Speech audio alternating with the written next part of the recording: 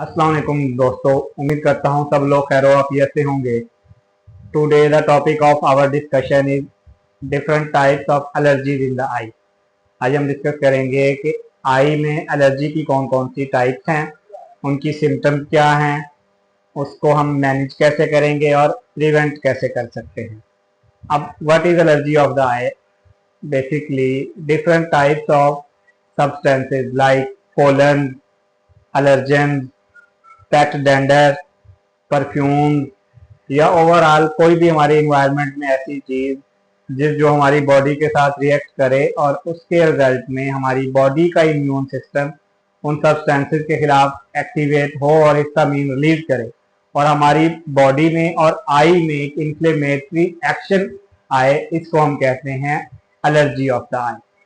अब इसमें आई में कौन कौन सी सिम्टम्स अपीयर होंगी, तो ध्यान में रखें कि जब भी एलर्जी होगी तो आईलिड स्वेलिंग हो सकती है, रेडनेस होगी, आई इरिटेशन होगी, वाटरिंग होगी, ग्रिटी होगी, फीलनेस होगी, आंख में जैसे मसलने का दिल करेगा, ये सारी डिफरेंट सिम्टम्स आएंगी। अब इसकी टाइप कौन कौन सी हैं? समटाइम सीजनल एलर्जी होती है। सीजनल क्या होगी कि एक स्पेसिफिक सीजन में आएगी, उसके बाद खत्म हो जाएगी। फिर एनुअली होता है, कुछ एलर्जीज जो होती है वो एनुअली आएंगी, जैसे जैसे एक हर साल के बाद पेशेंट को ये मसला आएगा। फिर कॉन्टेक्ट एलर्जी होती है, कुछ एलर्जीज की टाइप्स ऐसी होती है कि एक स्पेसिफिक चीजों के टच करने से या उसका कॉन्टेक्ट जब आई के साथ आएगा तब मसला आएगा। फिर लास्ट और मोस्ट इंपॉर्टेंट होती है वर्नल और एटोपिक केराटोकंजक्टिवाइटिस। ये यूजुअली बच्चों में होती है और बड़ी सीवियर किस्म की होती है, ये इसका ख्याल रखना जरूरी है।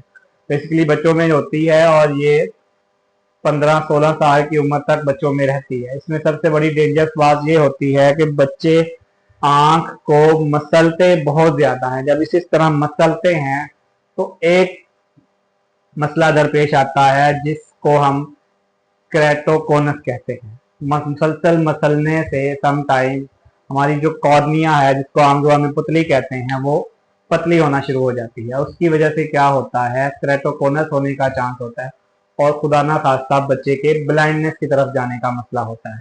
रिसेंटली मेरे पास एक केस ऐसा आया, बच्चे को वीकेसी का मसला था और इस टाइम बच्चे की ये कंडीशन है कि के रीडिंग एक आई में उसकी 62 डायोप्टर तक गई हुई है और दूसरी आई में के रीडिंग आ ही नहीं रही, इतनी ज्यादा थिकनेस हुई है।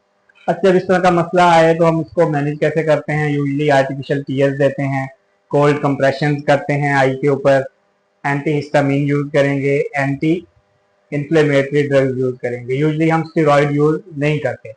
अच्छा, अब समटाइम्स हम इसको डिफ्रेंशिएट करते हैं इन्फेक्शन के साथ। इन्फेक्शन होगी तो स्टिकी डिस्चार्ज होगा, सीवियर रेडनेस होगी, पेन होगी, तो हम इसको इन्फेक्शन कंसीडर करेंगे और फिर इन्फेक्शन के अकॉर्डिंग उसका ट्रीटमेंट करेंगे।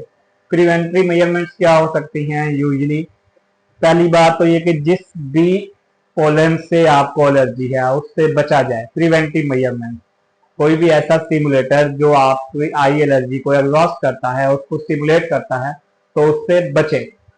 धूप में जाएं तो सन ग्लासेस लगा के जाएं या फिर कैप यूज करें ताकि सनलाइट इरिटेट ना करे।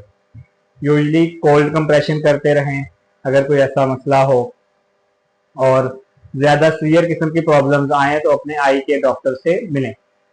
ये एलर्जीज जो हैं ये यूजुअली होती रहती हैं और ये कोई बहुत बड़ा मसला नहीं है, अनलेस कि हम आंख को बहुत ज्यादा मसलें और अगर ज्यादा सीवियर सिम्टम्स आए तो अपनी तरफ से किसी भी किस्म का कोई इलाज नहीं करना, बल्कि आई के डॉक्टर को विजिट करना है। ये थी all about allergy of the आई।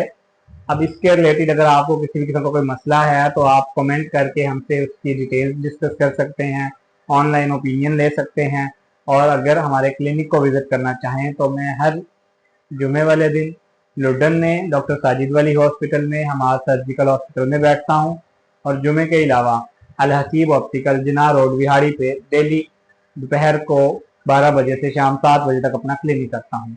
बहुत शुक्रिया।